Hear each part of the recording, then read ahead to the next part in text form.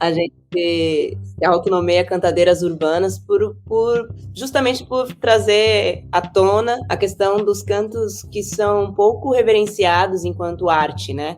Mas que estão intrinsecamente ligados à nossa cultura. E a gente, aqui na cidade, estava meio cansado de estrear um espetáculo, né? Você ensaiava o ano inteiro e estreava, fazia uma apresentação e pronto, tchau, né? Então aqui não tem um teatro municipal e tal, e a gente sempre brigando, né, com o poder público, né? E chegou uma hora que a gente cansou de brigar, e a gente falou assim, bom, vamos fazer o nosso espaço. Tinha uma poesia do Marco Pezão que falava Mina da Periferia, que eu falava, eu acho que eu ouvi, acho que uns 15, 16 anos, eu falei, eu nunca ouvi falar da periferia de uma maneira positiva. Então, porque a gente ouvia muito da Atena, jornal, essas coisas midiáticas que enfim, notícias, né? Populares. Notícias que são só da questão da violência. Só sobre violência. Então, isso estimulou a gente. Então, são desdobramentos. Eu acredito que o teatro, o teatro nesse lugar onde a gente estava, ainda estava em um lugar de descobrimento, assim, sabe? A gente vinha de um teatro que queria ir para o centro, de um teatro que queria ser um pouco realista, né? O Hospital da Gente, ele foi uma quebra de tudo isso, desses paradigmas. E com mulheres, com vozes das mulheres da periferia. Alô, alô, começando agora mais um Telefonemas. Eu sou o Vinícius Félix. O Telefonemas é o nosso podcast de escuta, sempre tentando entender aqui o mundo, uma história por vez. E por que entender? Porque as minhas convidadas de hoje também tentam entender o mundo. Eu gostei que elas usaram esse verbo lá na formação delas no grupo Clareou, no Espaço Clareou, que virou as Clareanas. A gente vai contar toda essa história aqui hoje. Estou aqui com elas, Naruna Costa, Martinha Soares e Naloana Lima. Sejam bem-vindas, meninas. Cada uma se apresenta aí rapidamente, só pra gente reconhecer a voz, né? Estamos também em vídeo, mas a turma do podcast precisa saber a voz de cada uma. Naruna, começa aí, dá um alô. Oi, minha gente. Bom dia, boa tarde, boa noite para quem está nos ouvindo e nos vendo. Eu sou Naruna Costa, sou uma das integrantes aqui do Grupo Clareanas, do Grupo Clareou de Teatro. Sou atriz, cantora, compositora, diretora. Estou muito feliz de estar aqui compartilhando a nossa história com vocês. Muito bom. Martinha? Oi, minha gente, tudo bom? Sou Martinha, também integrante do Grupo Clareou de Teatro e as Clareanas. Também sou educadora, né? E, enfim, muito feliz também de estar aqui com vocês. Naloana, sua vez. Olá, meu nome é Naloana Lima, também sou atriz, cantadeira, arte educadora, pesquisadora. Estou muito feliz de estar aqui com vocês. Muito bom. Também estou feliz de estar aqui com vocês e queria começar esse papo pelas coisas mais recentes, depois a gente vai mergulhar mais na história do grupo, porque eu acho que a coisa mais recente que vocês têm para contar é muito urgente, então vamos por ela, que é Garimpo Yanomami, que é uma música escrita pela Naloana e que a gente não precisa mentir para ninguém, a gente já começou esse papo aqui antes, deu um BOzinho, mas já voltamos, então eu vou repetir essa pergunta e a Naloana já vai ter a gentileza de repetir pra gente a resposta, que é, né, essa música começa com um verso que me chamou muita atenção, que é o céu se escurece por inteiro. E eu acho que é uma cena que meio que todo brasileiro viu, assim, várias cidades aí pelo país se escureceram, mudaram, o céu mudou de cor. Eu pelo menos lembro aqui em Ribeirão, que foi durante a pandemia. A Naloana até mencionou que o céu mudou de cor durante a pandemia, e eu lembro desse dia que deu um vendaval aqui, coisa horrível, ficou tudo escuro, depois ficou tudo vermelho, aquela terra, né? Tem tudo a ver com isso, com as queimadas, com a exploração da Amazônia, com garimpo. E um dos povos que mais sofre com isso é o povo Yanomami, que é quase uma zona de guerra dentro do Brasil, né? E uma música pode inspirar e alertar sobre essa coisa urgente. Naloana, conta a história dessa música pra gente, por que a urgência de contar isso, sobre esse drama? Nós três nos consideramos afro-ameríndias, né? Então a gente já tem essa ligação ancestral mesmo em relação à questão indígena e negra, né? Por sermos brasileiros também. Sim. E essa questão do céu, da queda do céu ficar cinza, né, com a queimada. Em São Paulo a gente teve muito esse lugar, porque as coisas quando acontecem em São Paulo parece que tem uma reverberação maior, né? Infelizmente a gente tem esse olhar muito forte para a metrópole, para a grande metrópole, Sim. e um olhar muito abandonado em outras regiões mais periféricas do Brasil, né?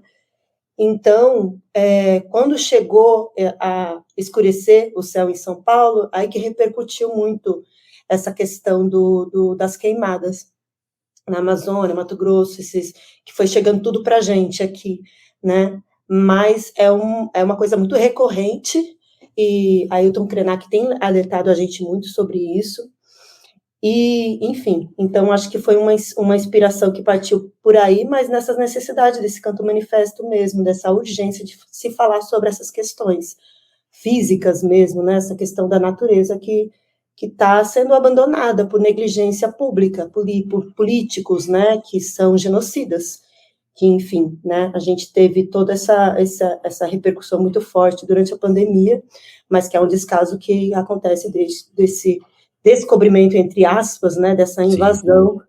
que aconteceu no Brasil. E um outro conceito que vocês trabalham na música é justamente isso que você citou, né? Qual que é a expressão, né? A ame africana, né? Que é um conceito da Lélia. Explica pra gente esse jeito, essa coisa, porque a questão negra, a questão indígena geralmente são trabalhadas em separado, né? Mas tem essa conjunção, né? Explica melhor isso pra gente, porque também é um dos temas da música, né? Sim, que a gente fala que o Mama se mistura com Xangô, né, que são duas divindades, uma indígena, Yanomami mesmo, e Xangô, que é essa expressão mais africana. E a gente tem esses dois lugares que eu acabei de citar, né, essa questão afro-ameríndia, que vem do nosso sangue mesmo, e a Lélia Gonzalez, ela foi muito feliz, assim, nessa questão de colocar o português, de colocar essa temática mesmo da Améfrica, né, a Améfrica Ladina, que ela fala. Então, é uma intelectual que muito me inspira, assim, porque eu acho que ela ainda tem pouca visibilidade, e os dizeres dela, que são muito profundos, né, sendo uma mulher que é filha mesmo, né, de indígena com negro, dessa união. E aí, estudando, se a gente vai estudar um pouquinho, a gente já vai descobrindo umas coisas, gente, porque, na verdade, está tudo ali, né? Só que a nossa história é muito apagada. Se você for estudar as questões dos quilombos, você vai encontrar vestígios, rastros, questões indígenas dentro dos quilombos. Então, essa união não é de hoje, mas isso pouco se fala, né? Quando a gente fala de uma questão desse sincretismo, dessa mestiçagem brasileira, a gente sempre coloca a questão da branquitude em primeiro lugar, então tudo fica apagado em relação a essa hegemonia branca. E não, é importante a gente falar dessa questão indígena e negra. Então essa música, ela traz muito esse lugar, mas eu acredito que, assim, é só você olhar e ver as coisas como elas são, não a partir de uma visão midiática que só coloca a branquitude em destaque, mas você olhar para o Brasil, se você olhar para o Brasil, para as periferias do Brasil, você vai ver essa mistura. É algo que é só tirar mesmo essa cegueira dos olhos. Enxergar o que é necessário ver. Sim. Ver a realidade sem véu, né? Muito Sim. bom. Isso tem tudo a ver com o conceito do grupo de vocês, né? As Clarianas é um grupo musical, mas também nasce de uma pesquisa, né? E tudo no grupo é muito político, assim, é muito simbólico, né? Então, por que cantadeira e não um trio de cantoras? Eu queria saber das escolhas dos nomes, né? E aí contar também da formação do grupo, né? Porque tem tudo a ver com a trajetória de vocês no teatro, mas né, uma coisa foi gerando a outra. Falem da gestação do grupo, assim, que pesquisa é essa, que canções são essas, e o que vocês levantam de repertório, de canto, né, de ritmos. Então, tem tudo a ver com contar também uma história geralmente não contada, né, que é o papel da voz feminina na música brasileira, e também, né, determinadas vozes, né. Quem quer ir nessa? Cantadeiras urbanas, né? A gente se aqui na Aruna falando, a gente se autonomeia Cantadeiras Urbanas justamente por trazer à tona a questão dos cantos que são pouco reverenciados enquanto arte, né?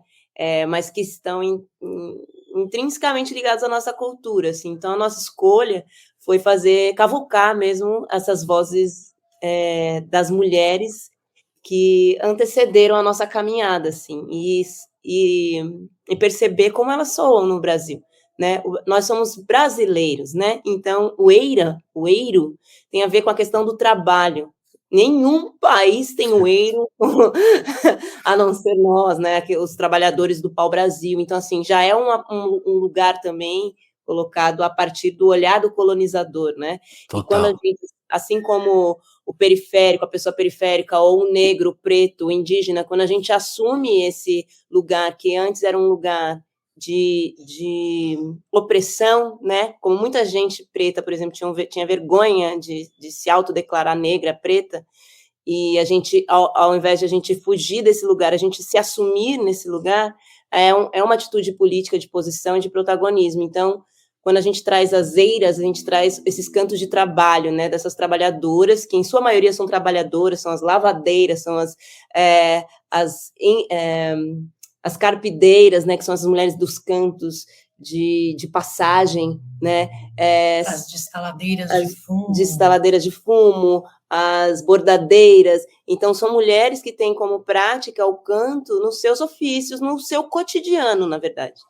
E aí a gente foi buscar isso, porque isso faz parte da nossa cultura. Talvez isso não tenha uma reverência artística nesse lugar mercadológico, mas para a nossa conexão com a nossa ancestralidade é muito importante. E aí essa pesquisa nasceu no teatro, na verdade.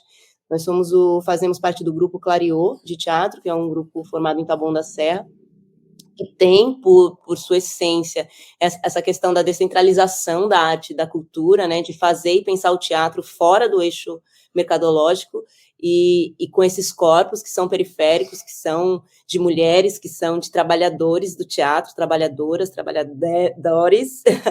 Então, de realmente pensar, movimentar a geografia das coisas. A gente fala muito disso, né? Para poder gerar reflexões e assumir, sim, esse lugar de protagonismo e de alta qualidade de produção cultural, ainda que a mídia não considere, né, essa cultura como algo que seja comerciável. Então, a gente foi, assim, pesquisando a nossa ancestralidade, com a nossa musicalidade das nossas avós, de onde a gente consegue chegar na nossa ancestralidade, porque essa é uma tragédia. É um desafio, né? Porque é uma tragédia da colonização, né? A gente não ter acesso às nossas antecessoras. O que eu ia te perguntar é justamente isso. Onde que essa pesquisa se dá? Por causa justamente disso, né? Tipo assim, é um material que nunca foi gravado, né? Então não existem centenas de discos com esses cantos, é uma tradição oral, né? Tipo assim, não tá num papel, né? É uma tradição oral. Tem muita coisa gravada, sim, é difícil achar, a gente tem que procurar. Tem muita gente que faz esse trabalho, a gente não tá inaugurando nada, assim, então a gente parte primeiro desses pontos que já existem, né? Mário de Andrade, por exemplo, assim, fez uma pesquisa grande e tal. Então, tem muitas pessoas que fizeram, mas é pouco comparado ao que a gente poderia ter, né?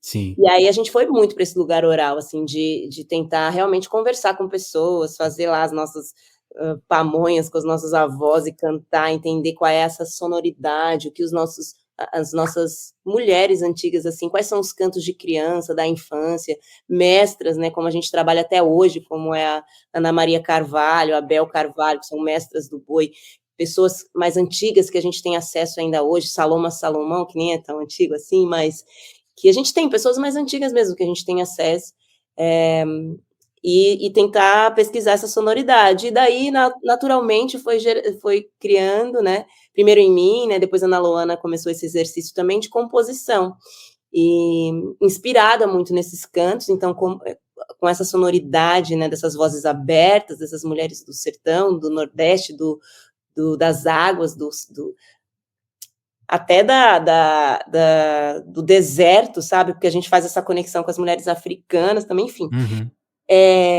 Foi surgindo isso como estética, mas as canções são todas autorais, e por isso cantadeiras urbanas, porque a gente fala de uma perspectiva de mulheres periféricas, de uma cidade como a cidade de São Paulo, né, que abarca pessoas de inúmeras regiões do Brasil.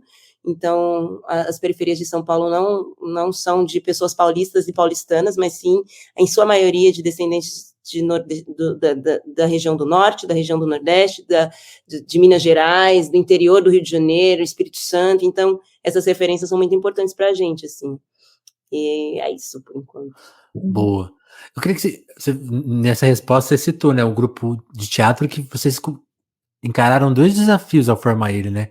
Questionar a criação artística na periferia e criar um espaço para demonstrar ela, né? Vocês não fizeram um grupo e, vamos ver quem no centro compra a nossa ideia. Vocês, não, vamos criar um espaço aqui, vocês que venham visitar isso, né? E aí vale até um contexto histórico que a Martinha estava falando antes de a gente começar a gravar, e queria que você respondesse isso, Martinha, pra gente ouvir sua voz aqui, só você não falou ainda, que é essa questão, né? Tipo assim, eu tava lendo uma matéria da época que a peça, né, o Hospital da Gente estava circulando, saíram coisas no jornal.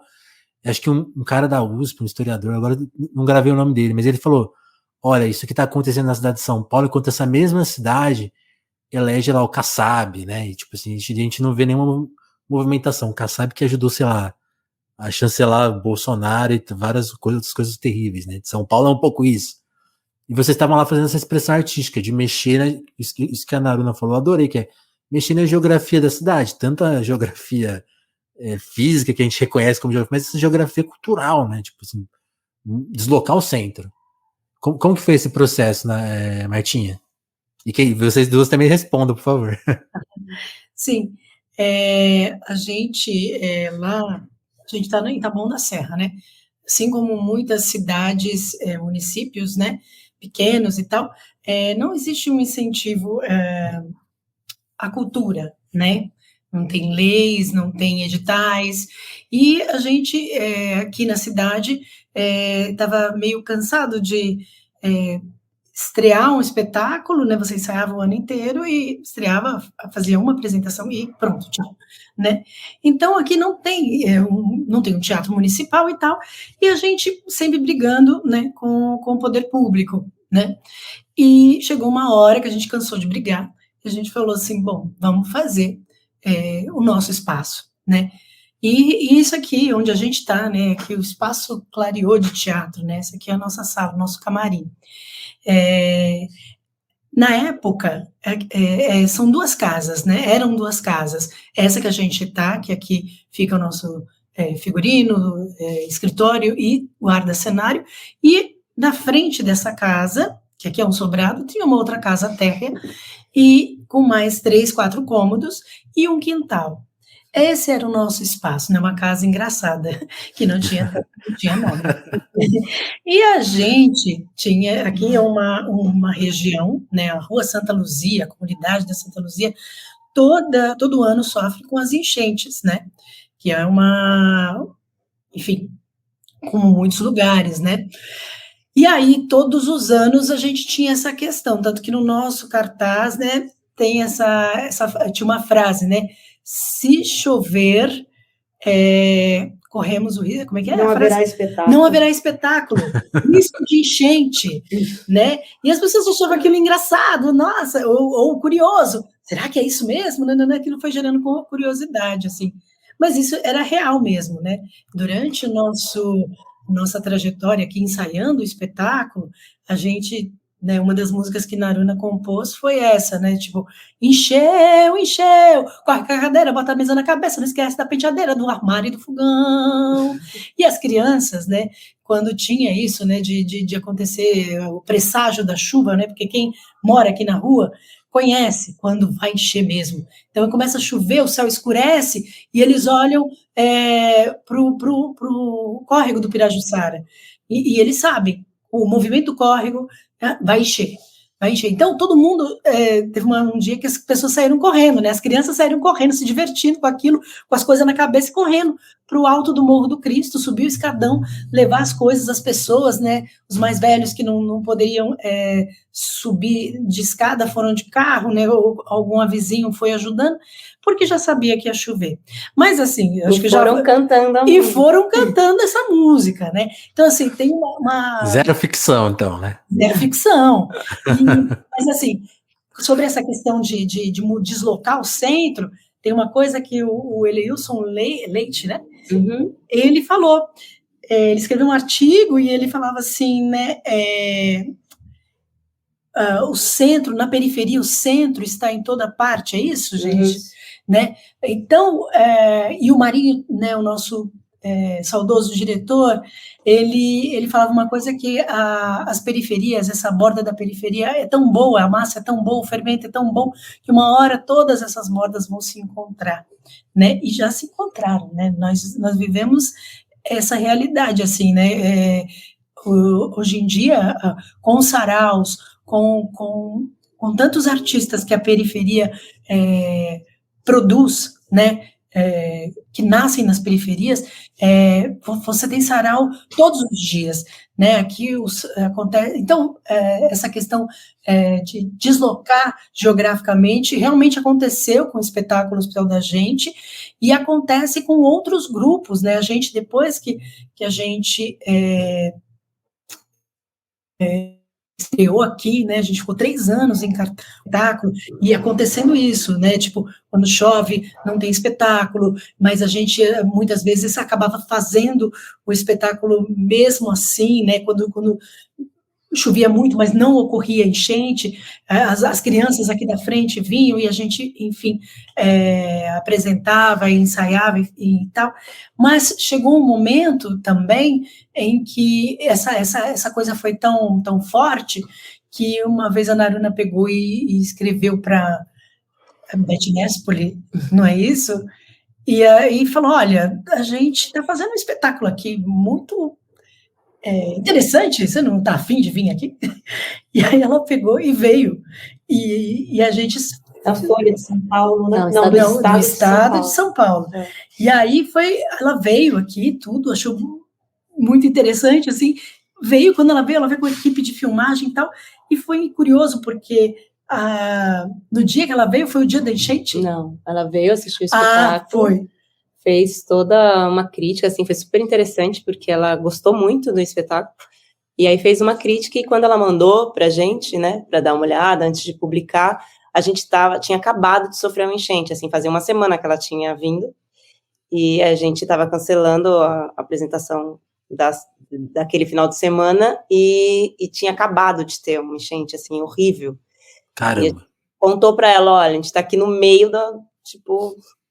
da tragédia e tá foda, assim, não dá nem pra te responder ainda que aconteceu isso.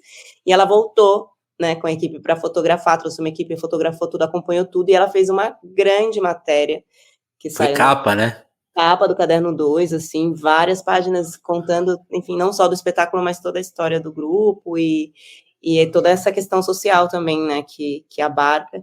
E realmente isso deu um destaque muito grande, assim, pra gente, foi uma ponta, né, pequenininha ali, que revelou um iceberg gigante da história do grupo. Então, muita gente... E esse movimento que a gente falava muito, né, de inverter a geografia, aconteceu, porque as pessoas vinham de São Paulo, e aí o espetáculo que sempre tinha a gente sempre labutando para ter, né, para conquistar esse público, e tinha bastante público local, começou a virar, tipo, pop. Aí, a estética da periferia. Então... a gente foi sendo cada vez mais reverenciado nesse lugar, assim, também de resistência e de um espetáculo que tinha muito vigor mesmo, e apresentava novidades, né, para aquele momento, assim, para o panorama da cena naquele momento, né. Foi muito importante essa ponte. E vocês criaram uma conexão, quando eu fui pesquisar quem já tinha entrevistado as clarianas, achei um material muito em veículos que falam do hip hop, né? Então, tipo, vocês fizeram meio que o hip hop, vocês usaram um pouco da linguagem, vocês acham, talvez, ou dos métodos de trabalho para, tipo, mas aí ao invés de mexer com o teatro, vocês acham que tem esse papel, tipo, influenciou de alguma forma? Ou vocês também influenciaram artistas? Como que vocês avaliam isso? Assim? Esse primeiro momento de contar o que é o grupo, porque isso que a Martinha falou é interessante, né? Hoje já tem mais pessoas que até usam vocês como exemplos, mas era meio... Vocês não tinham uma referência, claro, do que fazer naquela altura, imagino. Então, acho que você deve ter visto o Hip Hop Cozinha, né? Com o Zinho, Trindade, né? Vocês também no Manos e Minas, né? Várias... Eu acho que tem uma coisa que acontece aqui, que eu acho que eu mencionei um pouco, que são os saraus, né? Movimento forte da periferia, que foi um boom dos saraus nessa época, dos anos 2000, assim, né? Aqui em Taboão tinha o Marcos Pezão, né? Também saudoso Marcos Pezão, que movimentava o sarau junto com o Sérgio Vaz, né? Que fundou a Comperifa, né? Eles dois fundaram, né? A Comperifa juntos, e depois veio o sarau do Binho, né? Tudo aqui nessa região da Zona Sul, né? E depois que a gente foi conhecendo esses saraus, a gente foi sabendo que tinha sarau em tudo que era canto. Então, eu, por exemplo, nasci na Brasilândia, aí tem o sarau da Brasa, né? Tem o sarau das Minas, e aí esse movimento periférico de tanto artista que tem, né? Tanto poeta, tanto músico, tantos atores, dançarinos, bailarinos, escritores, enfim, é muito grande. E aí o sarau, ele dá vazão a isso, né? Ele permite... Difunde, né? E permite que essas pessoas se expressem, que pelo menos ali ela se encontre, e veja coisas, né? O sarau do Binho, que acontece aqui uma vez por mês, né? O sarau, quando a gente conheceu o sarau, o Binho, ele acontecia num bar no Campo Limpo, né? Próximo da casa dele ali. E depois, o bar foi fechado, né? E no Caçabinho, né? Por causa do Kassab, né? Kassabinho. Olha ele. Nomes, estamos entregando nomes. A gente você deu a brecha. A brecha já era, né? Tinha essa coisa do Kassabinho mesmo, que a Ana brincou aqui, porque foi nessa época. E aí ele ficou sem teto para poder abrigar o sarau, e aí ele começou a fazer nas escolas, nas praças, e aí a gente, né, junto com ele, a gente pensou, poxa, por que não fazer no Clariô, que é o nosso espaço, né, que já temos um espaço que pode para ensaio para todo mundo. Vamos fazer o sarau uma vez por mês. Então, desde lá de 2012, né, Nalona? 2012, o sarau acontece uma vez por mês, toda segunda do mês. Mas né? A questão do hip hop que você mencionou, eu acho que são desdobramentos mesmo, porque esse grito da periferia, dos Racionais principalmente, foi uma referência pra gente, né? Quando a gente era criança mesmo. E adolescente. Pré-adolescente. E a gente tinha essa referência muito forte do hip hop, mais uma questão masculina também, né? Mas um grito muito necessário de falar sobre essa questão da juventude preta, mesmo e as suas necessidades, né? E genocídio da população preta. Então, eu acredito que, assim, na minha visão, depois teve a literatura marginal, que foi um movimento muito forte que antecedeu os saraus, né, com o Ferrez, com o Sérgio Vaz, o Binho, então toda essa galera que já estava nessa construção, Marco Pezão, né, que estava nessa construção mesmo da palavra bendita sobre a periferia. Então eu lembro, assim, a primeira vez que eu ouvi falar da periferia foi através do Marco Pezão, porque ele ficava muito na nossa região, Taboão e Campo Limpo, Sérgio Vaz também, né, a Cooperifa nasceu em Taboão da Serra, depois ela se deslocou para São Paulo. Então essa região aqui, a gente teve muito acesso a essas poesias. E tinha uma poesia do Marco Pezão que falava Mina da Periferia, que eu ouvi, acho que tinha uns 15, 16 anos, eu falei, eu nunca ouvi falar da periferia de uma maneira positiva. Então, porque a gente ouvia muito da Atena, jornal, essas questões midiáticas que enfim, notícias, né? Populares. Notícias que são só da questão... da violência. Só sobre violência. Então, isso estimulou a gente. Então, são desdobramentos. Eu acredito que o teatro, o teatro nesse lugar onde a gente estava, ainda estava em um lugar de descobrimento, assim, sabe? A gente vinha de um teatro que queria ir para o centro, de um teatro que queria ser um pouco realista, né? E o Hospital da Gente, ele foi uma quebra de tudo isso, desses paradigmas, e com mulheres, com vozes das mulheres da periferia. Então, acho que foi um lugar que precisava ser dito, assim, sabe? Ele aconteceu nesse movimento cultural periférico, dentro desse contexto que vem desse desdobramento, através do hip-hop e tudo mais, que culminou no que a gente atravessa hoje de um lugar mais sedimentado, eu diria, assim, né? Mas que tem toda essa trajetória interessante, assim, através da literatura marginal e tudo mais. Queria que vocês explicassem para quem não viveu essa época o que foi o Hospital da Gente, porque é um texto do Marcelino, certo? É uma coletânea, vocês buscaram ali histórias de várias mulheres, né? Então vocês vão apresentando essas histórias. Conta o que foi a peça, porque ela está diretamente ligada à formação das clarianas, né? Tipo... Sim. Quando a gente decidiu fazer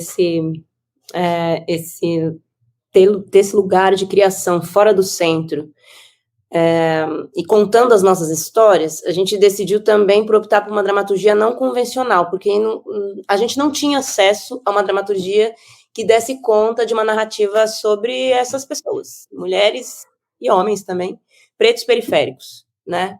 Então, a gente se permitiu, primeiro, esse momento de criar, de ir atrás dessa busca mais aleatória, assim, de a gente levantar temas e buscar imagens, sonoridades e tal, até que em algum momento a gente acessasse algum texto que desse conta disso.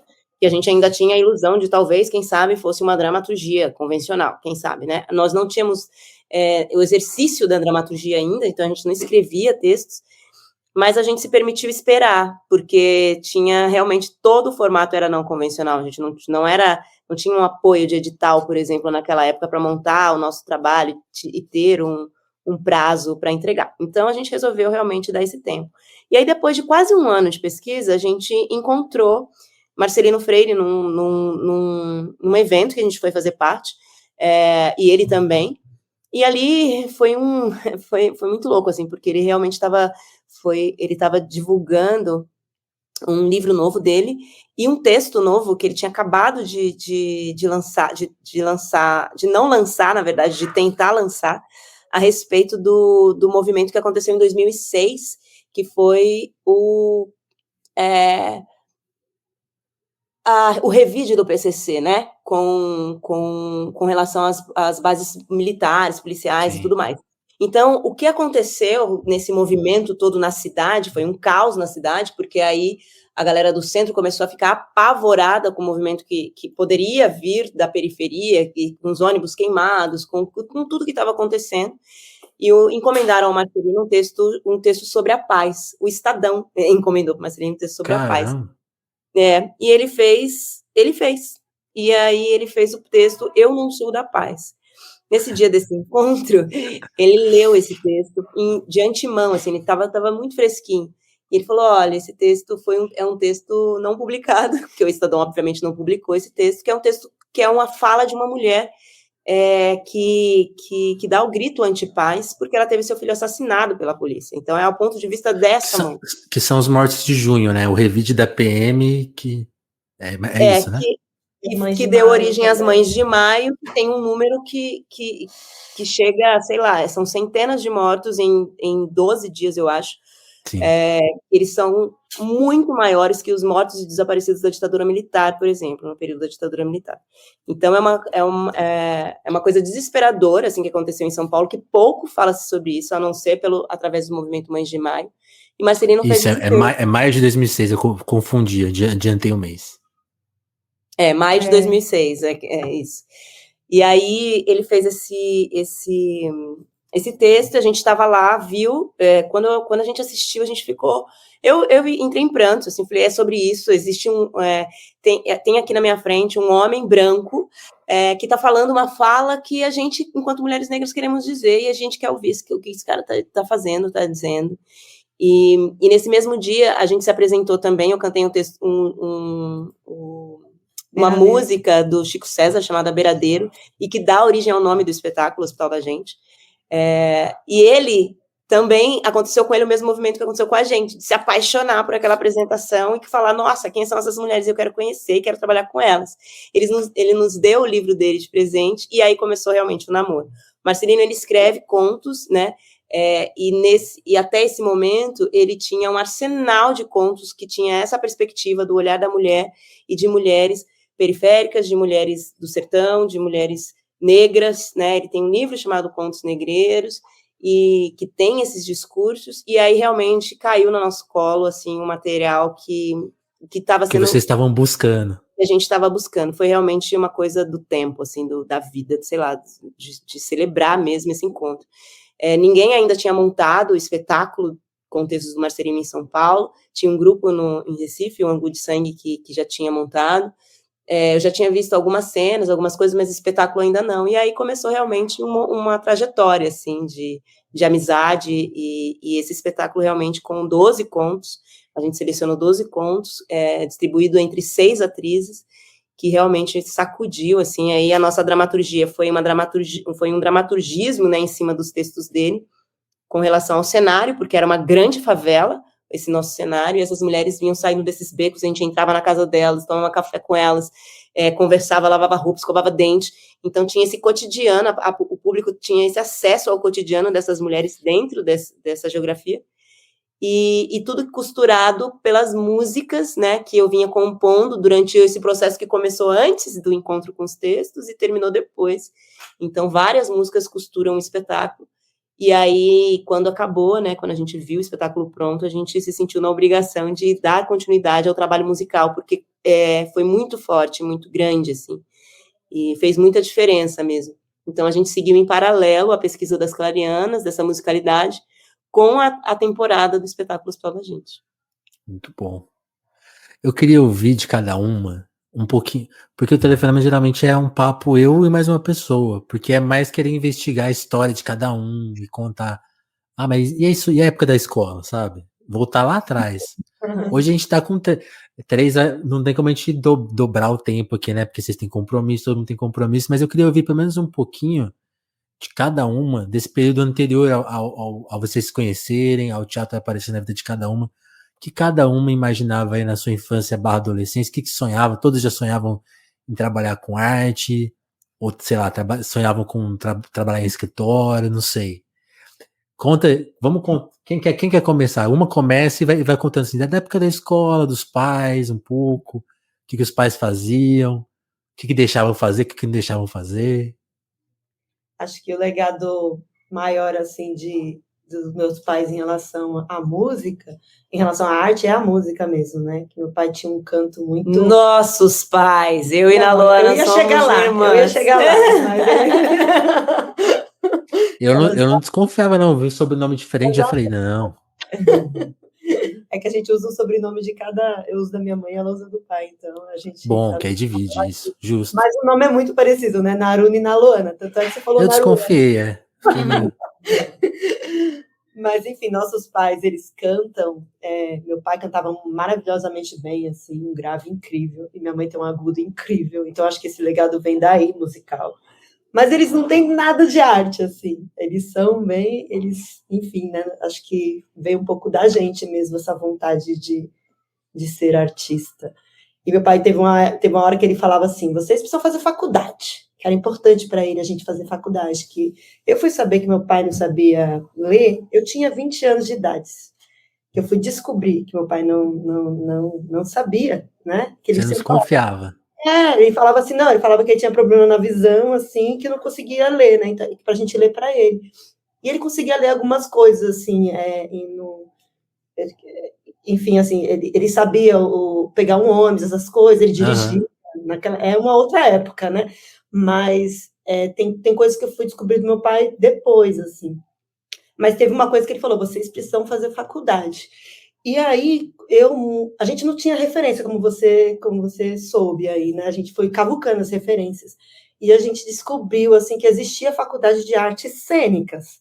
Aí eu fui perguntar ao meu pai, Falei, e tem uma faculdade de teatro, pai, mas é faculdade mesmo, artes cênicas. Aí eu posso fazer? Ele falou, não, ele pode fazer, que é a faculdade, quero o diploma.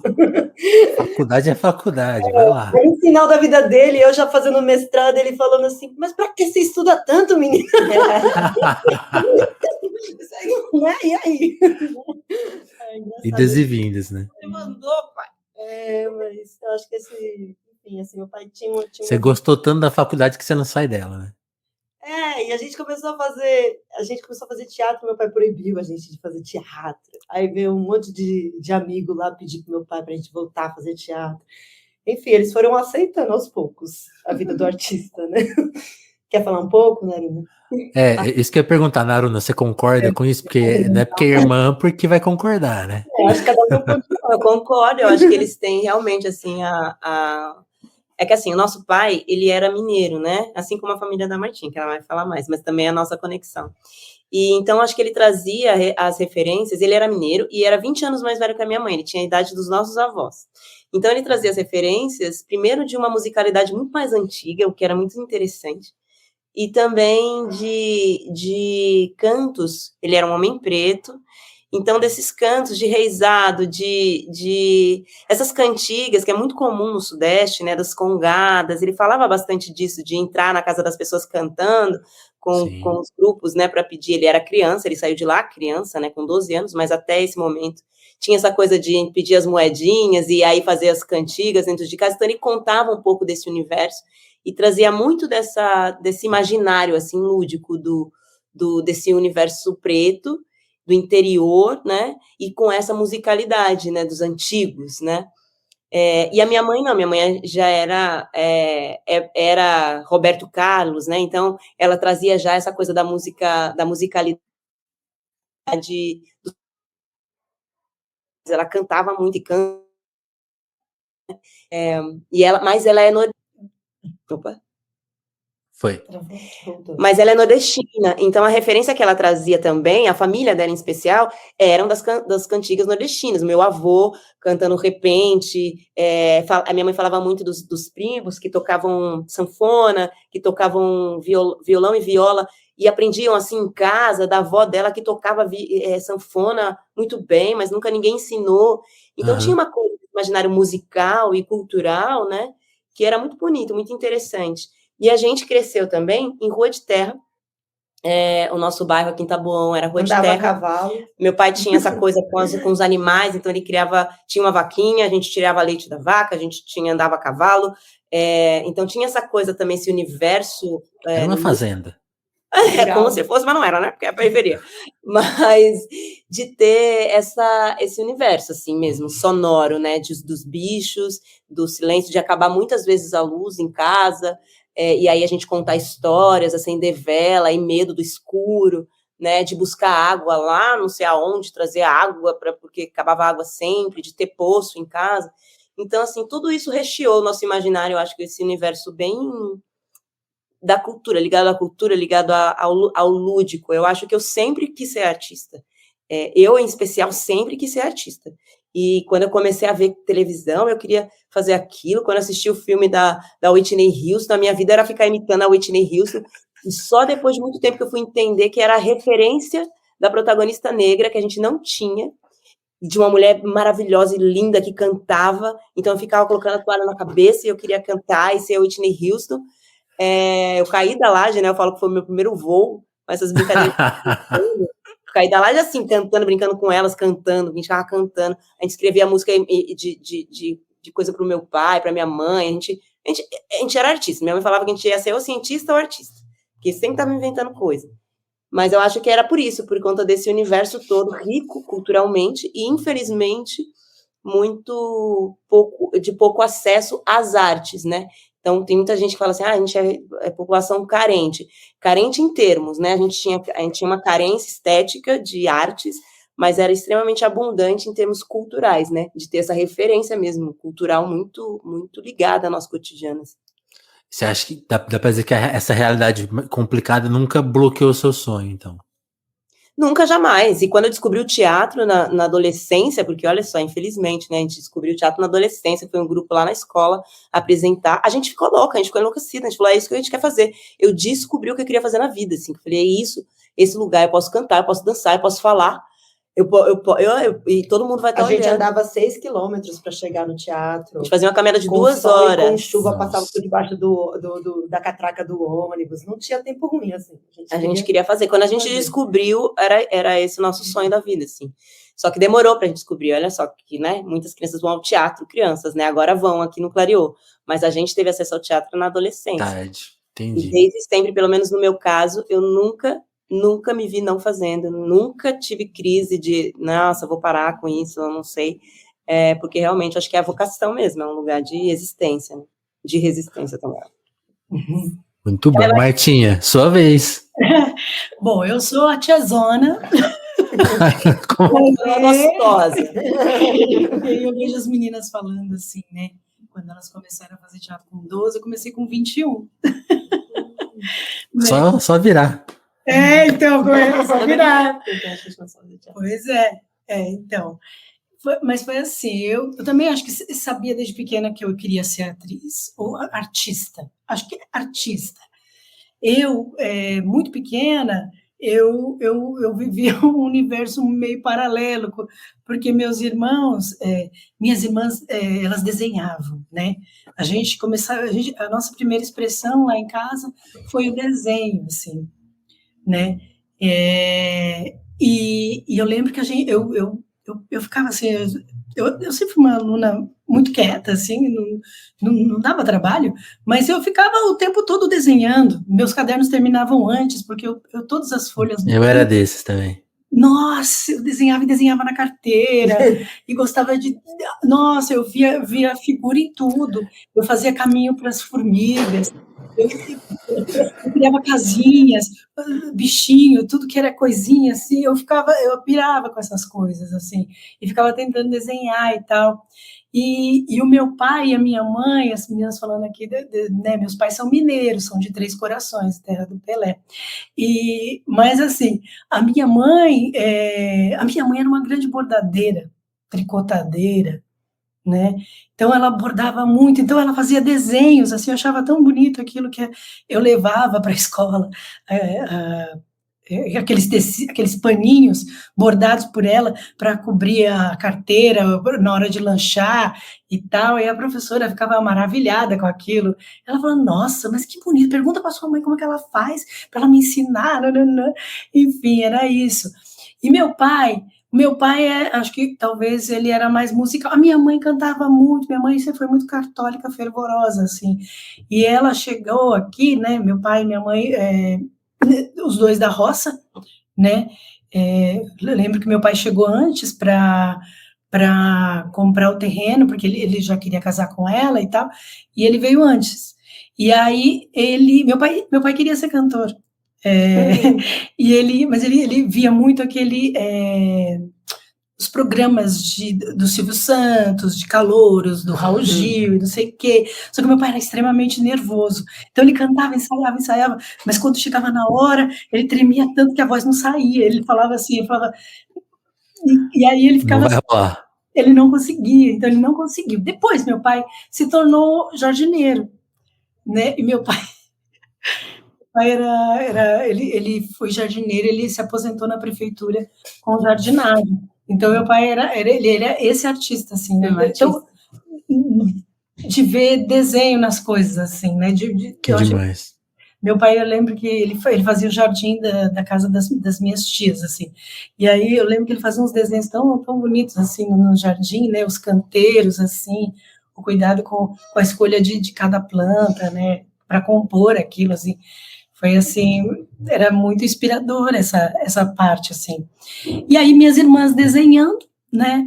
A minha irmã mais velha, acho que eu comecei a desenhar copiando a letra da minha irmã, porque a minha letra, quando era pequena, ela era um garrancho. Um garrancho. Eu lembro que a professora me pedia para melhorar aquela letra, falava, pelo amor de Deus, senhora, a letra da sua filha, eu não consigo, nem ela consegue, pergunta para ela se ela sabe ler isso aqui. E eu não sabia mesmo. E aí minha mãe falou assim, Nossa, me identifico. né? Aí a minha mãe falou assim, meu Deus, e cadernos de caligrafia. E a minha irmã sempre teve a letra linda. E aí chegou uma época que eu comecei a copiar a letra dela. Então eu comecei a escrever e às vezes a pessoa olhava, mas quem escreveu foi a Márcia ou a Martinha? Ninguém sabia, né? Enfim, e aí comecei a desenhar, mas depois disso... Martinha começou a desenhar falsificando a assinatura. Eu tive, inclusive... Não posso ver, essa aí é uma formação... Tem uma parte que você não vai contar dessa história? Eu não posso, né? Eu não vou me prender. Mas, assim, depois disso, aí, escola, as minhas referências eram os grandes, além das novelas mexicanas, eram os grandes comediantes, né? Legal. Eu adorava ver Escolinha, A Praça é Nossa, Escolinha do Sr. Raimundo, essas coisas tudo, eu crescia, eu voltava... Os Trapalhões, todos, assim, sabe? Todos, eu adorava ver isso. E eu lembro que uma vez eu estava viajando, nossa, vou contar, mas sou muito contadora de história, tio, você me corta. Não, mas aqui é seu momento. Não, enfim, mas beleza, eu gosto muito de comédia e tá. Eu vou contar umas coisas que vixe Maria. Mas tem que marcar um pra Martinha contar as histórias dela. Eu acho que cada uma merece um episódio exclusivo. Vamos conversar sobre isso. Pois é, mas assim, muita coisa assim. E aí essa coisa da roça, a gente viajava sempre para a roça, para onde a minha avó morava, que era Regente Feijó, Paraná, e eu lembro da plantação de milho. Eu era muito pequena e os milhos eram muito maiores do que eu. O louro em cima da árvore, conversando com quem passava na rua, e tudo aquilo era muito fascinante assim, para mim. E tomar banho aquela água esquentada na lata, que era a lata toda furada, e você só podia se enxaguar, e aí tinha que fechar rapidinho. Uma vez eu deixei aquela água inteira cair, ai, cachoeira! Aí me ensaboei e saí pelada. Não, mas cadê a água? Acabou! Só amanhã agora. Era isso. Então, essa infância, ela é muito rica mesmo nessa coisa de brincar de terra e tal. Beleza. Depois disso, eu fui fazer... Eu estudei e tal, mas não tive perspectiva de teatro na infância. Quando eu fui trabalhar num lugar onde uma menina me falou sobre um colegial técnico em desenho, que ali no Brás, chamava Carlos de Campos, e aí ali eu falei, no meu trabalho eu fazia cartões de aniversário para todo mundo, então eu desenhava uma caricatura e tarará, e as meninas adoravam aquilo, todo mundo adorava, eu ficava todo final de tarde desenhando. Aí a menina falou assim, Martinha, tem um vestibular para desenho de comunicação, bora. Aí ela ia fazer arquitetura, fiz desenho, passei e estudei nessa escola, fiquei 2 anos, chegando lá, depois de 2 anos, um professor foi fazer uma peça de teatro para a feira cultural, aí eu ganhei o papel da louca, eu fiz um teste. A Martinha estudou com gêmeos. Com os gêmeos né, os grafiteiros, né? Sim. Na verdade, eu não estudei com eles já eram um ano mais... Veteranos. A gente, na escola, eles já estavam quase que saindo, assim. Mas conheci eles lá. E aí, de repente assim... Esses desenhos aí atrás de você são seus, por exemplo? Não, esses não. Joana Lira. Pernambucana maravilhosa. Maravilhosa. Enfim, e aí, beleza. Aí, quando eu fiz lá eu conheci o teatro, né? Quando eu conheci o teatro, aí a professora falou, olha, tem um lugar interessante aí. Aí eu fiquei tão apaixonada assim, eu falei, putz, acho que eu vou fazer isso. Larguei a escola e fui buscar desenho, buscar teatro. Aí fui parar na Escola Livre de Santo André, onde eu conheci para resumir a história, né, porque é maior, mas assim, aí conheci o Alexandre Matos, que era aqui do grupo, e aí a gente começou a namorar. E aí ele me apresentou para o grupo. Quando a gente se conheceu aqui, aí a gente já foi viajar, foi para a praia, Pareri, e aí Vim Nunca mais parar saí. aqui, nunca mais saí. Ô, Alexandre, Tanto que o Alexandre já foi embora e você. eu fiquei... Obrigada, Lê, obrigada pelo A missão presente. do Alê era trazer a Martinha. Trouxe, tchau. Muito Mas o Alê bom. tá aí, fazendo, ele é um grande músico, tá Grande em artista. outros grupos, tá com Beijo, Lona Ale. Preta, e é um grande artista, assim, enfim. Mas é isso, e aí aqui no grupo também eu sou figurinista. Muito bom. Ô, Naruna, você falou de sonhar de ver na TV, você conseguiu realizar esse sonho, né? Você tá na novela agora, né? É Conta muito um pouquinho disso. Nessa época eu era menos, como que eu posso dizer, maliciosa nesse sentido, né? Eu só não tinha consciência mesmo de que a minha imagem não existia praticamente na televisão, né? Pelo menos não do jeito que eu gostaria de ver. Então, eu sinto que hoje, mais do que realizar um sonho, não se trata disso, né?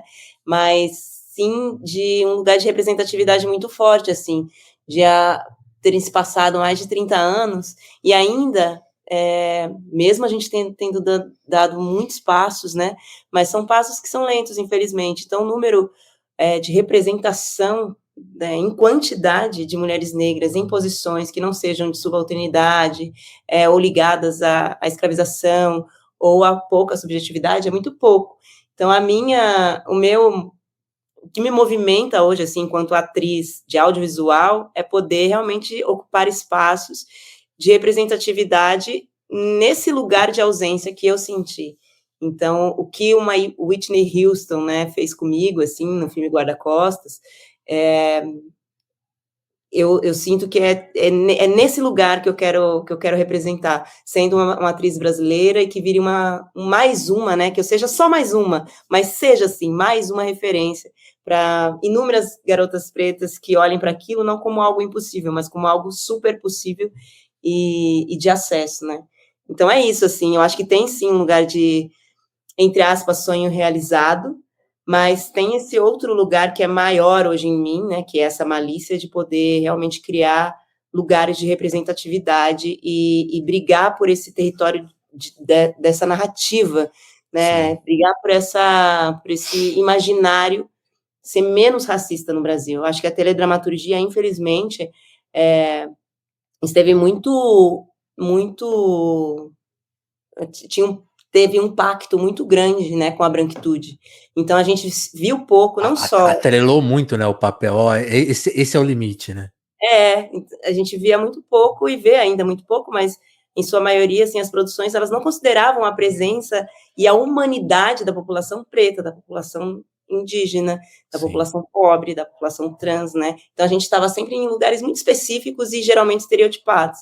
E agora, né, a gente vê, por conta não nada menos que um movimento gigantesco, né, um movimento negro, a gente vê esses resultados sendo colhidos. Eu sou parte desse resultado e estou construindo também esse movimento para poder a gente garantir mais presenças pretas mesmo, né, que eu acho que isso, no final da linha, garante mais tempo de vida para essa população, que infelizmente é muito ameaçada, né, fisicamente, né. Sim. Você não perdeu a sua trajetória, né? É uma luta coletiva, né? Uma força coletiva, né? Que eu acho que ela se espalha de várias formas. Eu acho que nas Clarianas ela tem um objetivo muito específico ali de realmente remoer e valorizar essa cultura essencial, né, desses cantos, dessa população, do que essa população do que chamam de Brasil profundo, ela tem a dizer. O Clareou tem outro lugar, que é um lugar mais de uma disputa realmente de narrativas, assim, de uma forma muito mais direta, né. Hoje eu dirijo, né, o Clareou, o Grupo Clareou, então também tem esse lugar de direção, de colocar colocar, né, junto com o coletivo, né, essa pesquisa estética, assim, forte, de discurso. E aí a minha caminhada, assim, como atriz mesmo, nesse lugar mais solitário, né, mais de audiovisual, não só, né, me deliciar na pesquisa de personagens, que é o que eu sei fazer, mas também de reivindicar essa presença mesmo, né, nessas produções que geralmente não consideram a nossa população, que é maior enfim, 56% da população brasileira é negra, então todas as produções deveriam ter essa representação, né? Sim. E não. Eu queria passar 3 horas com vocês, porque, né, 1 hora para as 3 é muito, muito pouco, né? A Martinha já reivindicou seu episódio exclusivo, mas eu sei que na Loana e na Aruna também merecem um episódio exclusivo. Vou batalhar com a assessora de vocês por esse momento. Então, a gente tem que encerrar, por causa que vai dar a hora que a gente combinou. Mas antes, pra gente fazer aqui uma pergunta final, eu achei muito bonita a bio da Naruna. Tô me atrapalhando. Me atrapalhei uma vez, vou ficar com isso na minha cabeça um tempão. E a Naruna colocou na bio dela isso aqui, né? Apesar dos efeitos colaterais, o amor ainda é o melhor remédio. Que eu descobri, que tá lá, né? Miró. E eu pensei na hora do Miró surrealista, né? Mas é o Miró Da Muribeca. a Muribeca, né? Que é de Recife, que é esse poeta. E tem essa frase.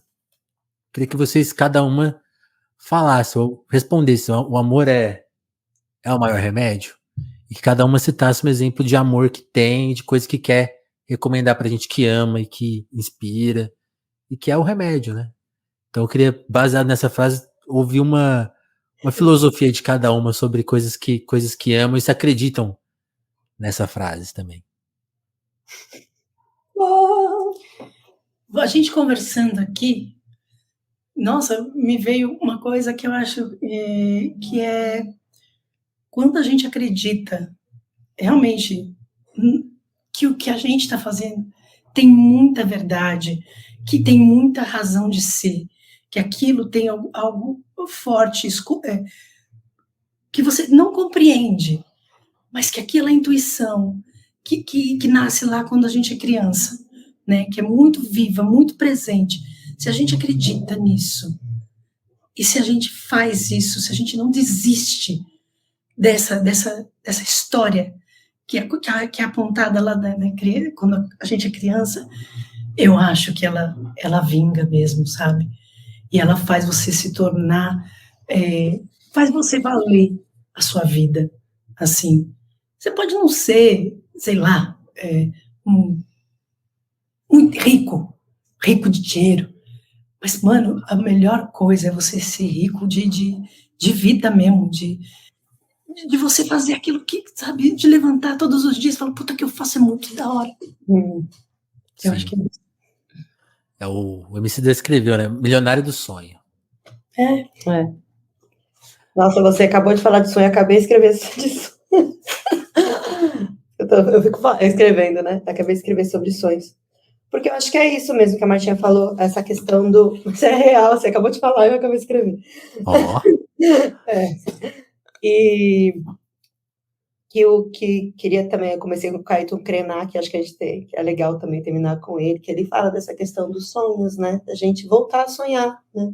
A gente viveu muito nesse lugar da interrupção, né? Parece que nada é pra gente, parece que não existe lugar, parece que não, a gente tem que criar tudo, é desgastante, né? Esse lugar de você não se sentir pertencente a nada, assim. Então, assim, esse movimento que acontece na periferia é um movimento de reivindicação, assim, eu existo, eu estou aqui, eu pertenço, né? E de não ter representatividade no audiovisual, e toda essa questão que a gente sempre se debate com genocídio, essa interrupção mesmo das vozes, né? Essa questão que aconteceu agora recente do Miguel, do menino Miguel, que a moça, enfim, ela foi absolvida, né? Como se a vida preta não valesse nada. Então a gente vive é constante mesmo a luta, né? Não dá para esquecer da luta, mas é importante a gente lembrar que a gente... Para você ter exemplo, eu nem tinha noção que ela tinha sido absolvida, a coisa já ficou de canto, né? Ela pagou uma fiança, então o menino vale uma fiança e pronto, e acabou, né? Então, poderia ser um lugar que a gente poderia reverter a situação pela repercussão que teve, mas não, né? A gente continua reproduzindo as mesmas decadências. Então, é difícil sonhar, né? Porque você se depara com a realidade muito cruel, mas ao mesmo tempo é importante, assim, eu tô grávida agora, se eu não for sonhar, né, que essa nova geração tenha outro lugar no mundo, eu acho que a gente não tem mais para onde correr, né, porque a gente acaba não tendo essa colheita, né? Mas é importante a gente sempre ter, assim, a gente tem um miudinho de colheita e a gente vai acreditando naquilo e fortalecendo aquilo para a gente ter a reviravolta. Eu acho que a reviravolta ainda vai acontecer. Mas é importante sonhar. Muito bom. Naruna, quer fechar? Ficou grande a responsa, hein?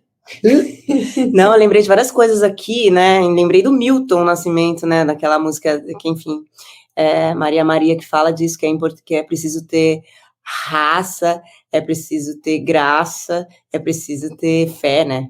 Sonho sempre. Então ele relaciona isso, né? Que é preciso ter raça, mas é preciso ter graça. É preciso ter sonho, mas é preciso ter gana. Sempre. Então é esse lugar que a gente está sempre dividindo, negociando a luta com o afeto mesmo. E eu acredito muito no amor desse lugar de afeto. Porque eu acredito muito nessa palavra afetar, assim, nesse verbo, assim, porque é esse lugar realmente de acolhimento e de proteção, mas de interferência, né? Afetar é interferir, assim. Então eu acho que a nossa arte, ela tem esse poder de interferir num lugar de amplitude, que é generoso, que é receptivo, que é de humanidade, porque tudo que querem nos tirar, né, tudo que essa estrutura colonial quer tirar da gente é a nossa humanidade. Então não tem como a gente construir a nossa humanidade sem amor, sem afeto, sem alegria. A gente fala muito isso. A gente vai... Aliás, eu vou fazer o merchan daqui a pouco. A gente vai estrear o espetáculo agora, que fala sobre uma tragédia imensa, mas o nosso modo de contar essa história é a partir da alegria, né? O Miró, que é o autor dessa frase, ele fala isso, que é o alegrismo, ele inventou essa palavra do alegrismo, né? Como algo que tem que realmente servir como uma flecha de revide. Então, a gente não vai adoecer, a gente não pode, e a tristeza nos adoece, se a gente olhar para tudo que está sendo produzido no sentido de extermínio da nossa história, da nossa memória, da nossa vida, a gente vai morrer mais cedo, porque a gente vai ficar triste. Então, a gente não tem que ficar feliz com isso tem que nos movimentar para lutar, mas a gente tem que ficar feliz com o que a gente é e com quem nós construímos cada dia, com a nossa resistência, com a nossa produção de coisas. Eu acho que a branquitude, o maior medo da branquitude é eles mesmos serem descobertos enquanto falidos sobre produções, assim, porque realmente o que a gente produz é muito lindo, o que a população preta indígena produz é muito maravilhoso, e parece que esse conceito europeu, ele está fadado ao fim, porque ele está esgarçado, ninguém aguenta mais essa narrativa burguesa, não dá conta mais de nada. Então, esse declínio tá por vir, mas ele só vai ser revelado quando a gente plantou, florescer. Então, a gente tem que cultivar, dançando, plantando, regando, de afeto, né? De amor mesmo, sem medo disso. Porque o amor que a gente fala não é esse amor romântico e mercadológico, é amor de verdade, é amor de generosidade, de troca, né? Como o afeto é a possibilidade de interferir mesmo na vida de todo mundo, sem exceção, todo mundo faz parte disso. Então é nesse lugar, assim, é muito maior, né, do que essa visão, uma visão burguesa, uma visão eurocêntrica, assim, vendida, né, a lotes e lotes aí por aí. Não é sobre isso, né? É sobre essas relações que sobrevivem no meio da guerra, porque nós estamos em guerra. O Brasil está em guerra, né, com os indígenas, com a população preta. Sempre esteve. Ele nasceu nessa guerra. Então, a gente tem que ficar forte. Para isso, a gente precisa revezar e a gente precisa amar muito tudo que a gente faz, né? Estar presente, né? Geniais, clarianas, muito bom. Como eu falei, né, já fico triste do episódio não poder ser mais longo, mas você que chegou até aqui nesse papo, cobre elas, vai lá nas redes sociais, tô esperando o episódio solo de cada uma, que vai sair do papel esse sonho.